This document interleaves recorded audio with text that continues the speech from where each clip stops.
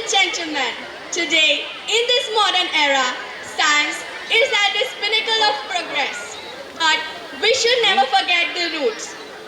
We see every other country reaching the height in the field of science. But do we know where the roots of science lead? It's none other than our Asian Indian culture. The dramatical event will depict amalgamation of Asian Indian culture and modern science. The drawing champs are going to present a drama titled The Shautar, prepared by Sankar sir and Suryakant sir. So, everyone, please give big hands for them.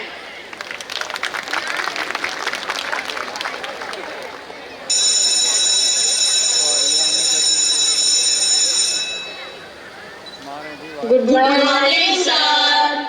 Good morning students, please sit. Thank you, sir. आज हम modern science study करेंगे। हमारे देश ने world के सभी लोगों को जीना सिखाया है। वर्ल्ड में साइंस का बेस हम ही है। हम हैं तो सब है। Yes, sir. You are right, sir. दूसरी कंट्रीज में तो साइंस का एजुकेशन ही नहीं है, इसीलिए वो बैकवर्ड है और इसीलिए यहाँ पढ़ने आते हैं। हमने उन देशों पर कई साल राज किया है और उन्हें एक अच्छी लाइफस्टाइल सिखाई है। एक्सक्यूज मी सर, हम कुछ कहना चाहते हैं। हम ये मानते हैं कि इस आधुनिकता के दौर में आपका देश सबसे आगे है, लेकिन हमारा देश किसी से कम नहीं। ना हमारा ज्ञान, ना हमारी संस्कृति। जी हाँ सर, विश्व की प्राचीन सभ्यता है हमारी भारतीय सभ्यता। पुराणों का ज्ञान और वेदों का विज्ञान ये भारत के मूल है।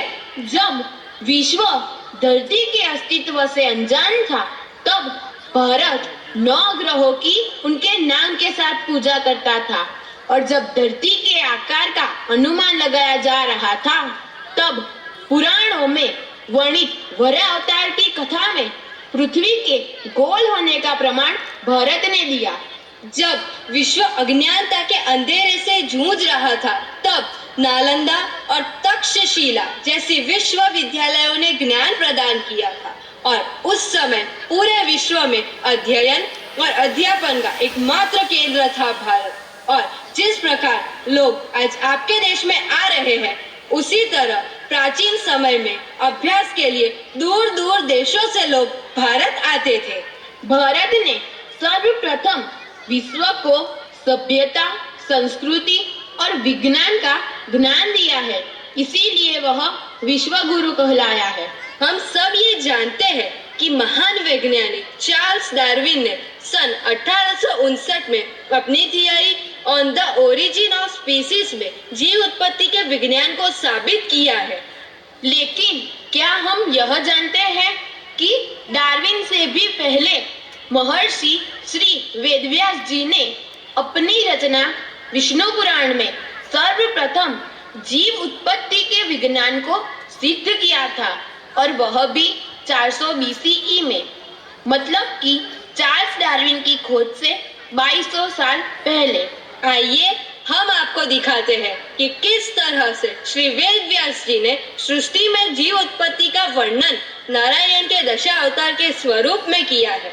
डार्विन के अनुसार सर्वप्रथम जल के अंदर रहने वाले जीवों की उत्पत्ति हुई थी, तो वही श्री वेदव्यास जी ने सर्वप्रथम नारायण के मत्स्य अवतार का वर्णन किया है, जो यह सिद्ध करता है कि जीव की उत्पत्ति सर्वप्रथम जल के अंदर ही हुई थी। तो आइए देखते हैं।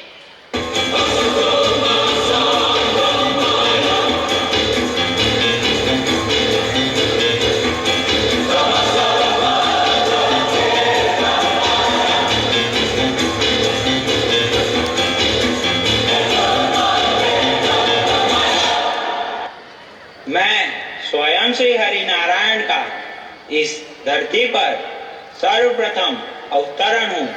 मैं मत्स्य हूँ और मेरा निवास स्थान जल के भीतर है। तो देखा आप सबने, जीव उत्पत्ति यानी कि नारायण का सर्वप्रथम अवतार मत्स्य अवतार है, जो कि जलचर जीव का प्रमाण है। डार्विन के अनुसार जीव अब जल से भूमि की ओर बढ़ रहे थे, यानी कि ऐसे जीवों की उत्पत्ति हुई जो कि जल और धरती दोनों में रह सकते थे। वहीं श्री वेद व्यास जी ने श्री हरि नारायण के दूसरे अवतार यानी कि कूर्म अवतार का वर्णन किया है, जो जल और धरती दोनों पर विकसित होने वाले जीव का प्रमाण है। देखिए,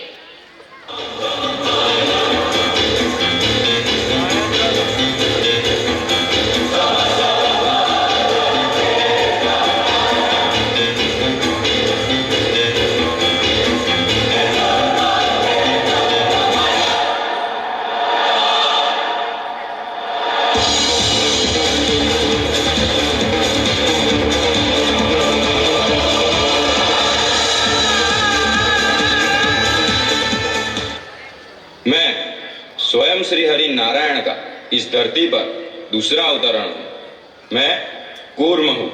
मैं जल के भीतर और पृथ्वी पर दोनों जगह पर रहने में सक्षम हूँ। देखिए कितना सुंदर दृश्य है श्री हरि नारायण के दूसरे अवतार कूर्म अवतार का, जो उभयचर जीव का प्रमाण है। अब हम डार्विन की तीसरी थियरी की तरफ बढ़ते हैं, जो पूर्ण रूप से धरती पर विकसित होने वाले जीवों का प्रमाण है। डार्विन ने कहा है कि अब जल से निकलकर जीव पूर्ण रूप से धरती पर विकास कर रहे थे, तो वही श्री वेदव्यास जी ने नारायण के तीसरे अवतार वरा अवतार का वर्णन किया है, जो पूर्ण रूप से धरती पर विकसित होने वाले जीवों का प्रमाण है। तो आइए देखते हैं।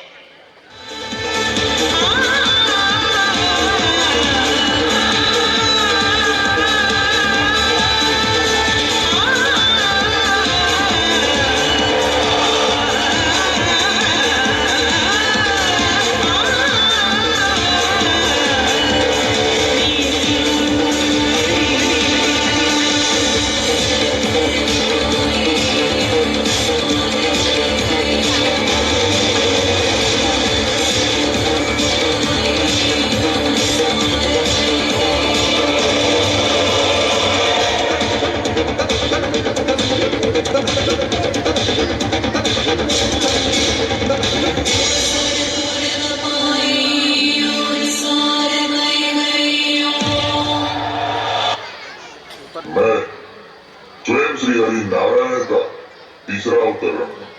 मैं वराह हूँ। मैंने पृथ्वी पर जीव के अस्तित्व जो अपूर्ण रूप से पाताल यानी कि जल के अंदर थे, उसे पूर्ण रूप से धरती पर लाया। इस अद्भुत दृश्य के दर्शन कर मन पावन हो गया। वराह भगवान पूर्ण रूप से भूचर जीव का प्रमाण है। अब हम डार्विन की चौथी थियरी देखेंगे, जो यह सिद्ध करती है कि धरती पर रहने वाले पशु स्वयं को मानवीय लक्षण तथा रूप से विकसित कर रहे थे। वहीं श्री वेद व्यास जी ने नरसिंह अवतार का वर्णन करते हुए मानव और पशु का समन्वय सिद्ध किया है। देखिए,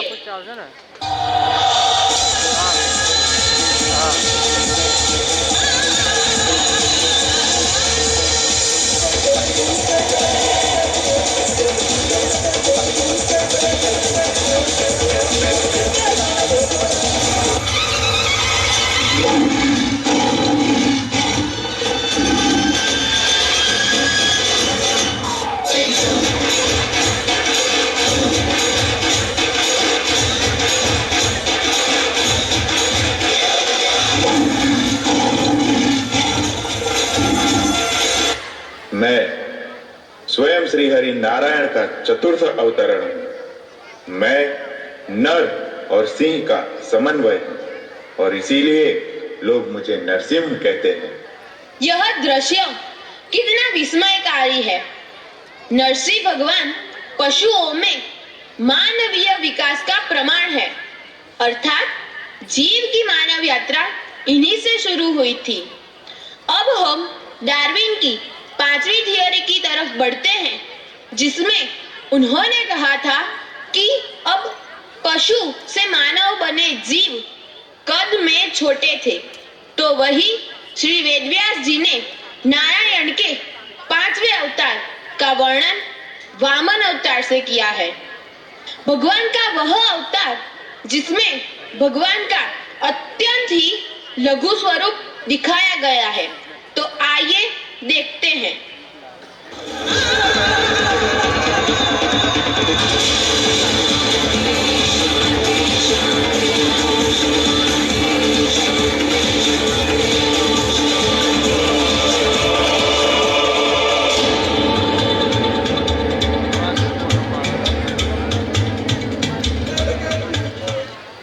मैं स्वयं श्री हरिनारायण का पांचवा अवतार हूँ। मैं इस धरती पर मनुष्य का प्रारंभिक स्वरूप हूँ और प्रारंभिक समय में मेरा कद छोटा होने के कारण मैं वामन नाम से प्रसिद्ध हूँ। मुग्ध कर देने वाला दृश्य है ये। भगवान का वामन स्वरूप इस बात का प्रमाण है कि मनुष्य प्रारंभिक समय में छोटे कद के हुआ करते थे। अब हम डार्विन की छठी थियरी की ओर बढ़ते हैं, जिसमें उन्होंने कहा है कि अब पूर्ण रूप से विकसित मानव अपने अधिकारों के लिए लड़ रहा था और हिंसा फैला रहा था। वहीं श्री वेद व्यास जी ने परशुराम अवतार का उल्लेख किया है, जिसमें उन्होंने एक वीर योद्धा का उदाहरण स्थापित किया है। देखिए।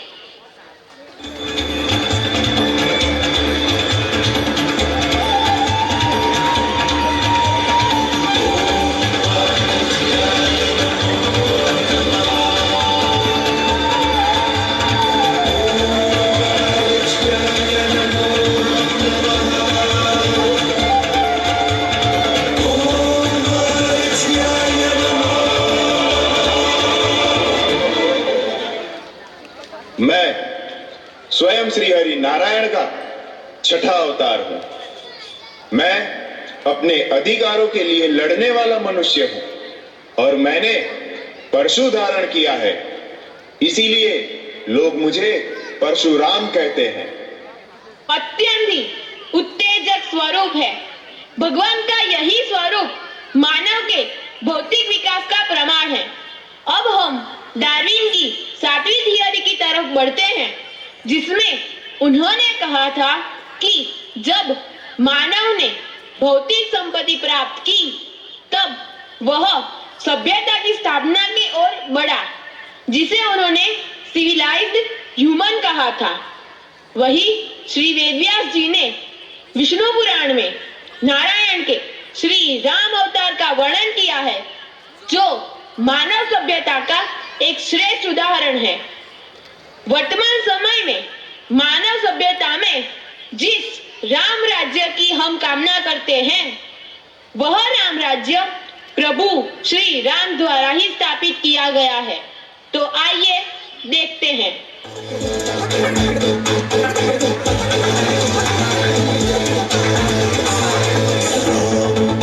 राघवं रणधीरं राजसं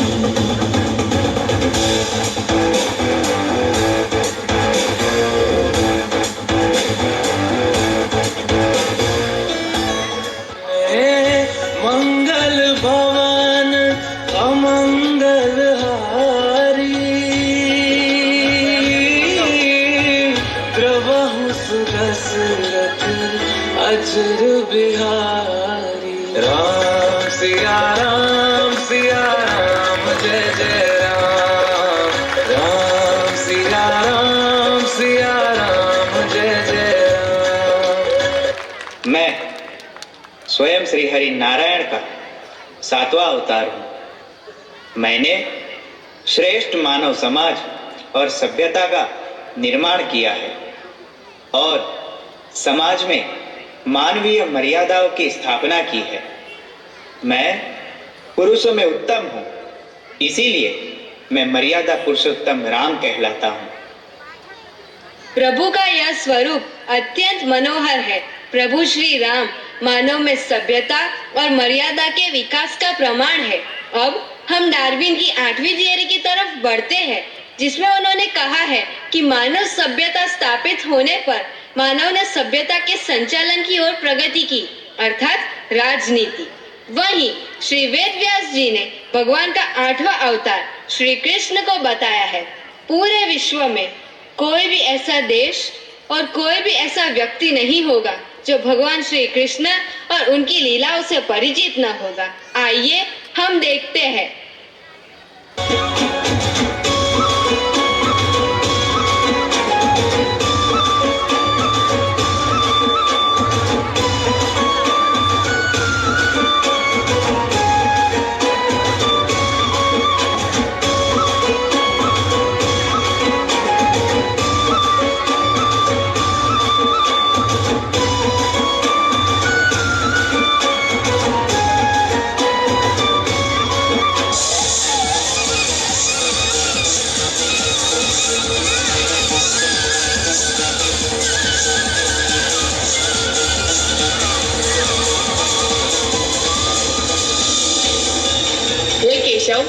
ये सब मेरे अपने हैं, मैं इन सब का वध नहीं कर सकता।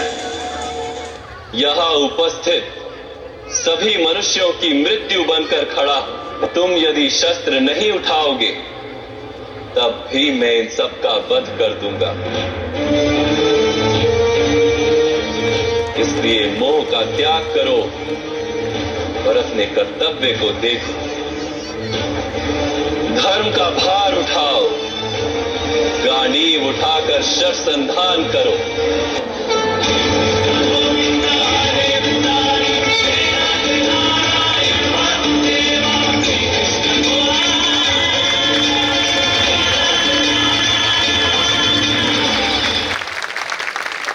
मैं स्वयं श्री हरि नारायण का 8वां अवतार कृष्ण हूँ।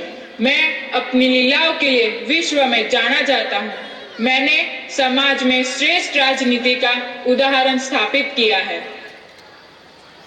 कितनी मनमोहक छवि है हमारे श्री कृष्ण की। राजनीति में श्री कृष्ण से श्रेष्ठ इस पूरे ब्रह्मांड में और कोई नहीं। फिर वह जरासंध का वध हो या महाभारत का युद्ध हो, भगवान श्री कृष्ण मानव के राजनीतिक विकास का प्रमाण है। अब हम डार्विन की 9वीं थियरी की तरफ बढ़ते हैं, जिसमें उन्होंने यह सिद्ध किया था कि मानव पूर्ण प्राप्ति के बाद शांत होने के बारे में सोचता है। वह इस संसारिक कोलाहल में एकांत की खोज करता है।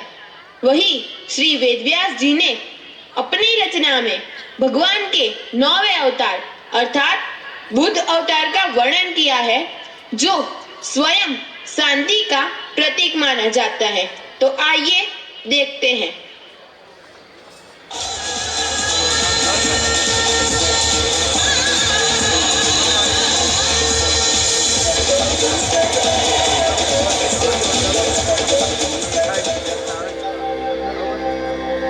बुद्धं शरणं गच्छामि।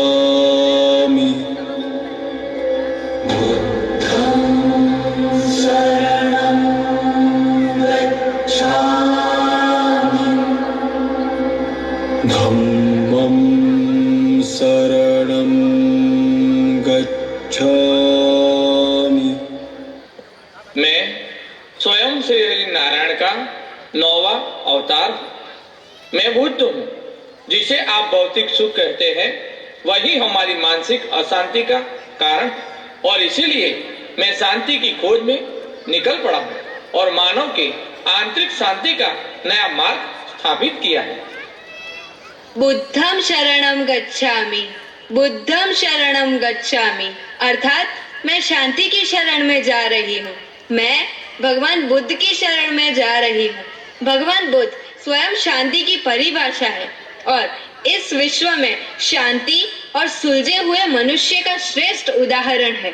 अब हम डार्विन की 10वीं थियरी की तरफ बढ़ते हैं, जो भविष्य के मानव के बारे में डार्विन ने कहा है कि मानव विकास और प्रगति के स्वार्थ में अंधे होकर स्वयं ही इस सृष्टि और प्रकृति के विनाश का कारण बनेगा। वहीं श्री वेदव्यास जी ने भगवान के 10वें अवतार कल्कि अवतार का वर्णन किया है। लेकिन यहाँ वेदव्यास जी की थियरी डार्विन की थियरी से कुछ अलग है। आइए देखते हैं। बच सके तो बच के आज और भी है ये ज़लज़ला है।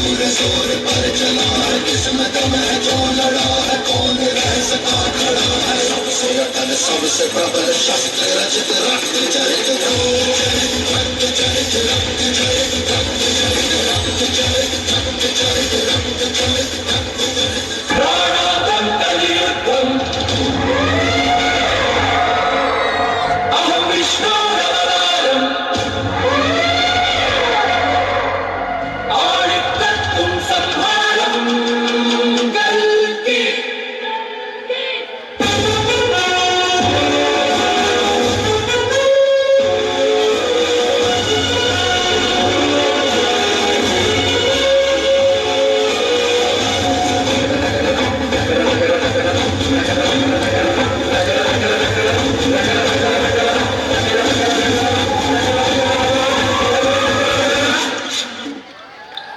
मैं स्वयं ही श्री हरि नारायण का 10वां अवतार कल्कि हूँ। मैं कलयुग के अंत में इस धरती पर अवतरित होने वाला हूँ। मैं कली दानव का वध करूंगा। कली दानव अर्थात कलयुग के मानव जो अत्यंत ही विनाशकारी होंगे और उस समय सृष्टि और प्रकृति की रक्षा के लिए मैं अवतार लूंगा। मैं अपनी सृष्टि का नाश नहीं होने दे सकता।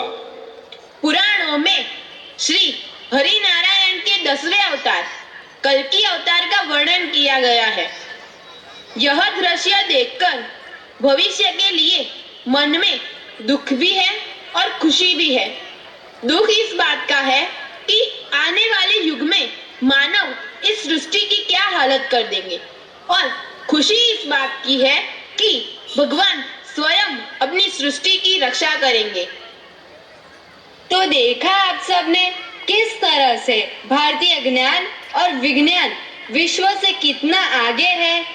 न केवल ज्ञान और विज्ञान, संस्कृति में भी हम आगे हैं, क्योंकि जो हमारे पास है उस पर हम गर्व करते हैं, ना कि आपके जैसे घमंड।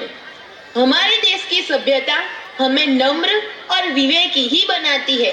हमने प्राचीन समय में भी यह सिद्ध किया था और आज भी यह सिद्ध किया है कि ना मेरा भारत और ना हम भारतीय किसी से कम थे और ना ही किसी से कम है। हम पहले भी सबसे आगे थे और आज भी सबसे आगे है। विश्व भर के देश वर्तमान समय में हमारे संस्कृति से प्रभावित होकर उसे अपना रहे हैं। हमें अपने भारतीय होने पे गर्व है। हमें अपने भारतीय संस्कृति पर गर्व है। हमें अपने भारतीय सभ्यता पर गर्व है। आप सही कह रहे हो। भारत और भारतवासियों को समझने में मैंने बहुत बड़ी गलती कर दी। मुझे माफ कर दो। इतना ज्ञान होने के बावजूद भी आप घमंड नहीं करते और कितनी सरलता से और कितने गर्व के साथ अपने देश की महिमा का गुणगान करते हैं। भारत माता की जय, भारत वासियों की जय। आज इस दशा अवतार के दर्शन के बाद मुझे और कुछ नहीं दिखाई दे रहा। जहां देखो वहां भगवान विष्णु दिखाई दे रहे हैं। देखो, वहां देखो, देखो, इधर भी देखो। जय हो, जय हो, जय हो भगवान श्री हरि नारायण की, जय हो दशा अवतार की।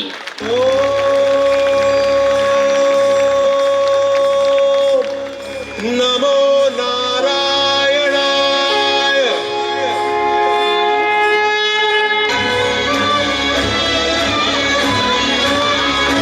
સર્વે તાળીઓના ગડગડાટથી ભગવાન વિષ્ણુનું સ્વાગત કરશો।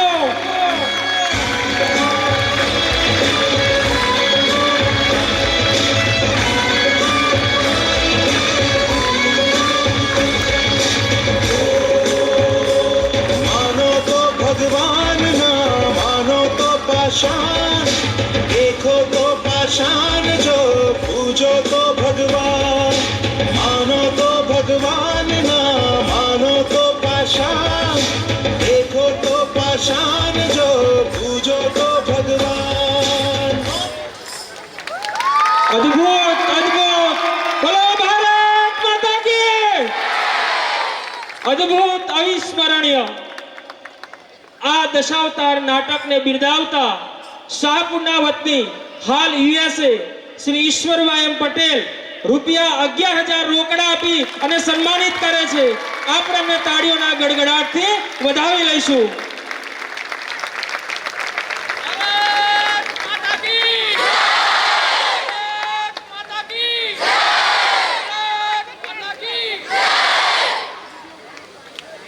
શ્રી ઈશ્વરભાઈ એમ પટેલ શાહપુર, હાલ USA, તેમના તરફથી આ સર્વે બાળકો માટે 11,000 રૂપિયા રોકડા પ્રોત્સાહન રૂપે આપી રહ્યા છે. તાળીઓના ગડગડાટથી વધાવી લેશું.